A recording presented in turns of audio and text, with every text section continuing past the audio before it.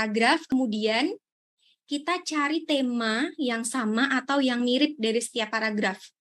Gitu. Jadi dari tema yang ada itu nanti kita kumpulkan, atau dari ide yang mirip itu kita kumpulkan, terus nanti kita coba untuk gabungkan.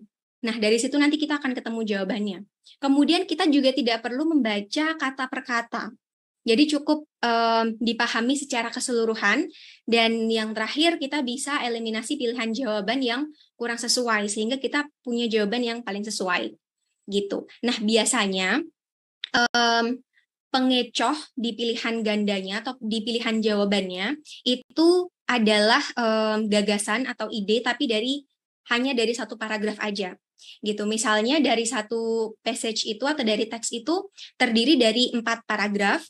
Nah, nanti salah satu pengecohnya adalah gagasan utama yang diambil dari satu paragraf aja. Jadi misalnya dari paragraf 1 atau cukup dari paragraf 2 gitu aja. Jadi bukan gagasan utama dari keseluruhan teks yang ada. Gitu. Oke. Nah, di sini aku ada contoh soalnya. Kalau teman-teman mau coba kerjakan, boleh di-pause dulu videonya, jadi bisa coba baca pertanyaan ini, coba baca teksnya, dan juga coba baca pertanyaannya, dan coba pilih jawabannya dari A sampai D, kira-kira yang mana. Oke. Jadi, jawaban untuk contoh soal ini, yang betul atau yang paling tepat adalah yang B, the Federal Gold Depository. Kenapa? Karena tadi pertama kita baca kalimat pertamanya dulu. Fort Knox, Kentucky is the site of a US Army post, but it is even more renowned for the Fort Knox Bullion Depository, the massive vault that contains bla bla bla bla.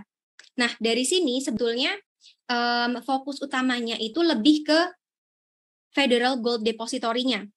Jadi lebih ke poin utamanya adalah si depositorinya ini, bukan ke the city of Fort Knox, Kentucky. Nah, kalau misalnya, meskipun di sini si Fort Knox, Kentucky ini adalah kata pertama yang muncul, tapi ini tidak menandakan bahwa dia adalah gagasan utama yang dideskripsikan atau yang dibicarakan di passage ini atau di paragraf ini. Karena biasanya kalau misalnya teksnya ini tentang Fort Knox, Kentucky, biasanya nanti teksnya itu akan berisi tentang deskripsi dari kota tersebut, gitu.